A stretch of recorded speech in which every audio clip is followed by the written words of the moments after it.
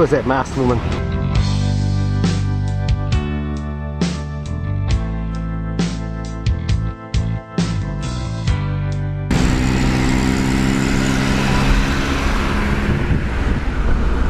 No, 3 million, 60 million. 60 million. Yeah, that's right. 60 million, Yeah. 60 million is olive tree. Only people to stay with Syria, 20 million, only one person, 3 olive trees. Olive trees as far as the eye can see.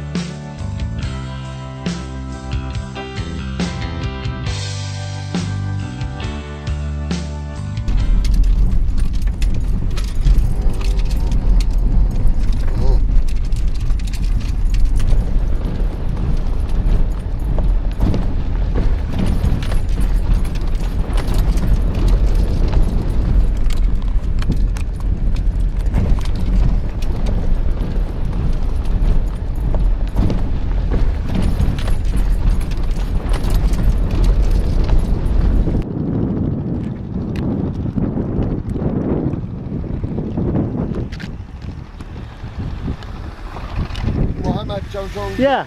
To walk with Bridge Roman. Mohammed Chow Chong to walk with Bridge Roman. Yep, that's the one. Mohammed Chow Chong to walk with Bridge Roman. Ah, thank you. Yeah? This is Ahmed reporting. Ahmed to stay with Bridge Roman. Yeah, that's the one. In this wonderful remote location near the Turkish border and deep in Kurdish territory are several 300 AD Roman bridges, which are still in use today. Imagine, in use for over 1,700 years. We just had to walk over them. The setting is bucolic. Kurdish families riding tractors to work out in the fields together, shepherds lying back on their elbows under the shade of the 40 degrees heat, and donkeys grazing by the side of the road. Yes, we're right in Kurdish rebel territory. Ahmed bemoaned the fact that they have land, they own trees, they have hunting and fishing rights. They have more than he has, and yet they still complain and ask the government for more free handouts. Where have you heard that story before?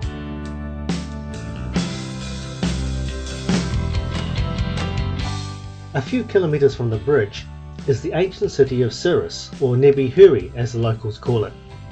This town dates back 2,300 years to 300 BCE and was founded by Seleucus Nicator and was named after the Macedonian city of Suris in Greece.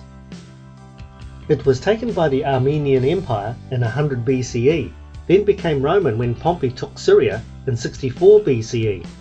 By 1 AD, it had become a Roman administrative, military and commercial centre on the trade route between Antioch and the Euphrates River. To go is up. Yeah. Not easy. Not easy.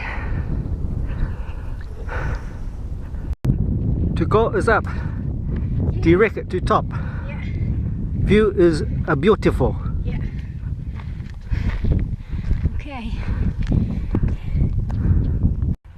One of the few chances I get to film Lillian from the front side instead of the back side.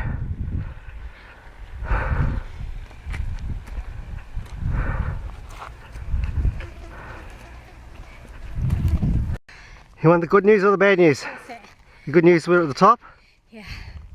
The bad news is that someone's beat us to it. With some very sophisticated looking electronic gear too. Oh, it's got a radio on it. Some great views from the top, so you can see why it held such a strategic position. In 300 AD the Persians took Suris over, and in 600 AD Justinian of the Byzantine Empire took it over. Then the Muslims took it in 637, then the Crusaders took it in 1100, and finally, to cut a long story short, Steve and Lillian Chong visited it in September 2011 and found there wasn't much left of it.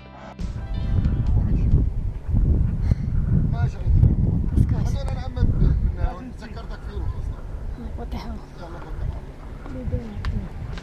Within the ancient town is a Roman-era mausoleum. Preserved by the Muslims as a holy site, the ribbons tied to the tree are for good luck. The tomb is that of a local Muslim prophet, Huri.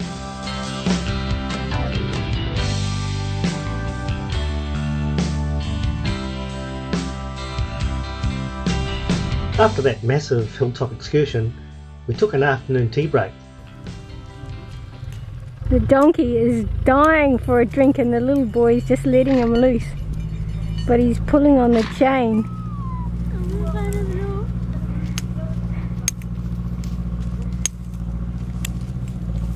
There he goes.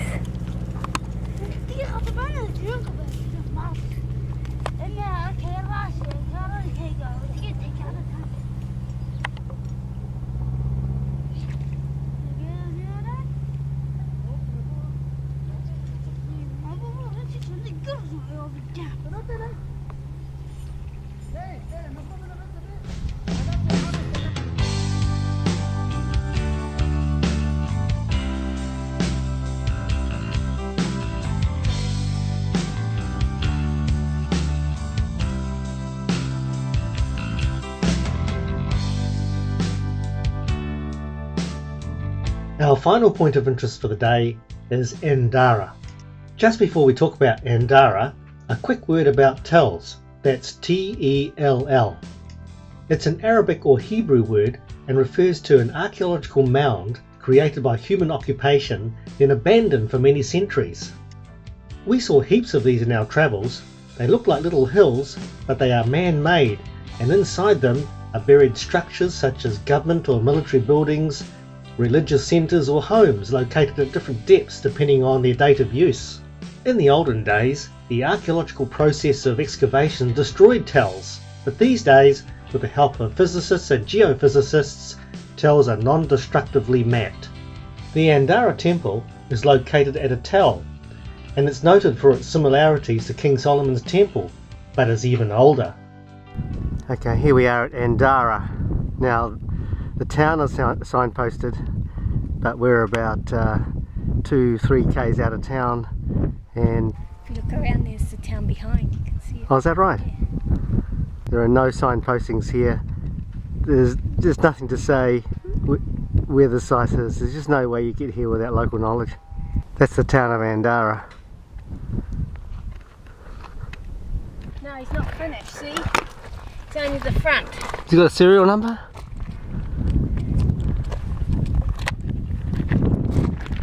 What, do you think if we stole them, no one would notice? Yeah. Oh, look, there's some laying down here. Oh, it's hundreds of them. This one is a bit tired. He's having a lie down. I thought I'd have a sit down because I'm a bit tired too.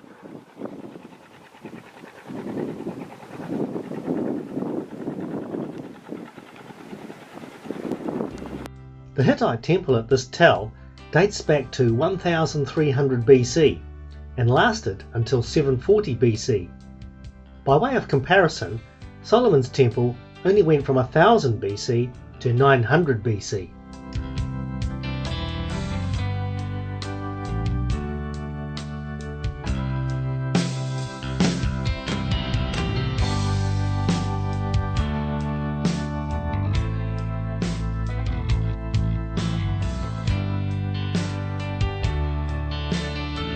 This temple was only discovered in 1955, and excavations continued until 1985.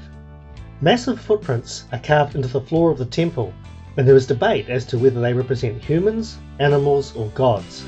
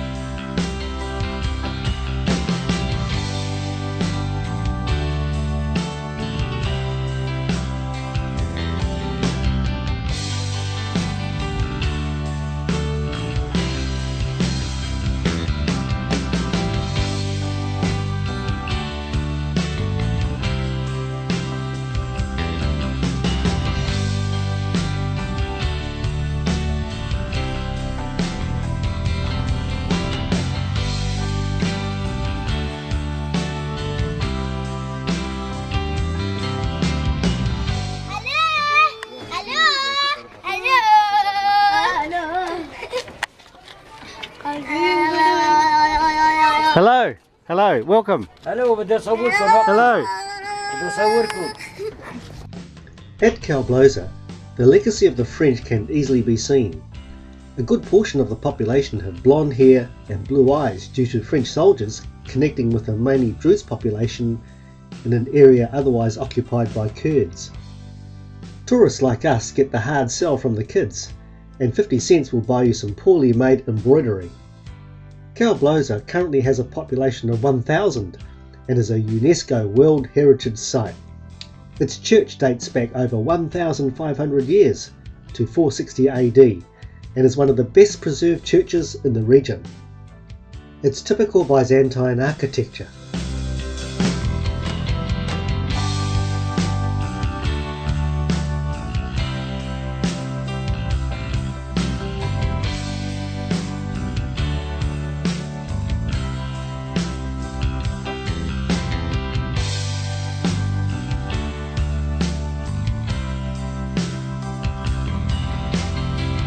After leaving Kalbloza, we headed back towards Aleppo, stopping for yet another Dead Cities excursion.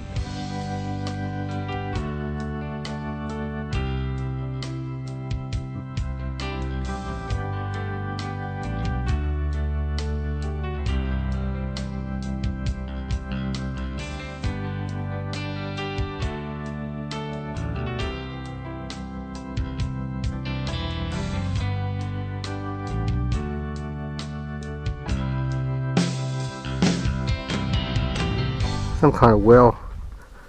Well, like in that other place, there was that press, you know, that big building that was a press, and Yeah.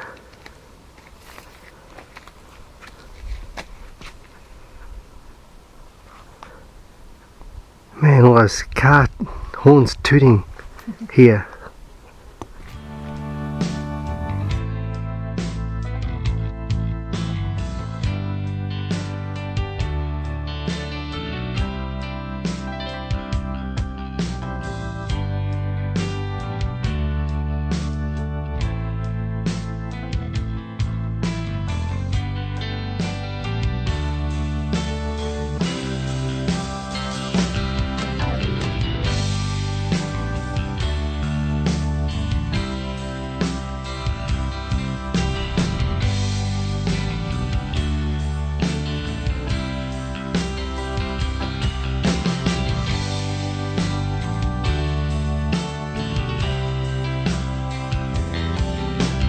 Here we are in the desert. Is it desert? Not quite Not a desert. quite Not quite desert. countryside, right on the border with Right Turkey. on the border with Turkey. Having a cup of tea. Cheers. Watching a few goats.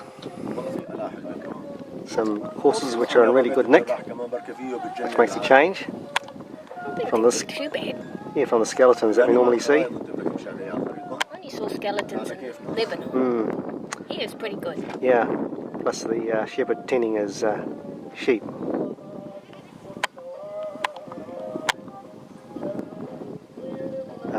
Serenaded, of course, by the Arabic music.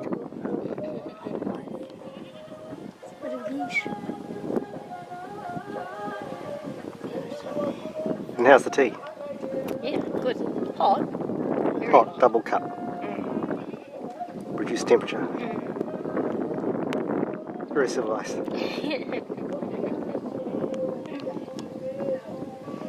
Had a dance with the driver as well. Yeah. Hang on.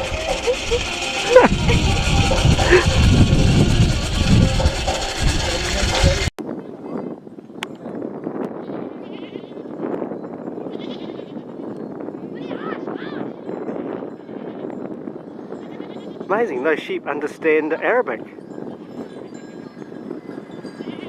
They must be pretty clever. I can't understand Arabic. And now, for variety, we visit even more dead cities. Today we're visiting dead cities. There's about 370 of them, and this is about number 4. Going to be here a few years then, aren't we? Unusual places. Really quiet apart from the people visiting them.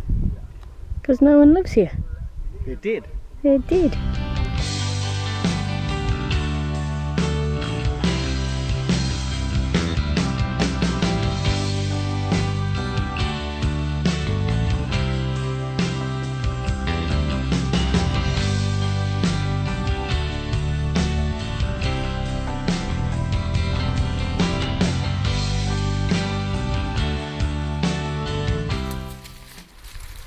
Intrepid journeys.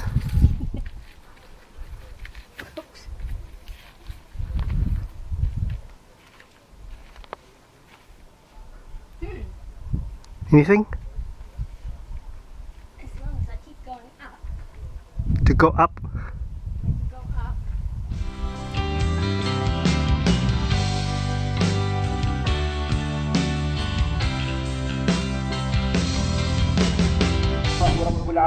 Well, I was going to do some voiceover here, but I've got competition. Cookie, stop. He stopped. This is the Roman road from what? Antakya. Aleppo Antakya. Oh. Madam Mohammed Chong, where to I have to go back to Antakya tomorrow. Yeah, go? Tomorrow. yeah, And today to Aleppo. yeah. Okay, off you go. Walk down the Roman road. Walk. Okay, bye-bye. Bye.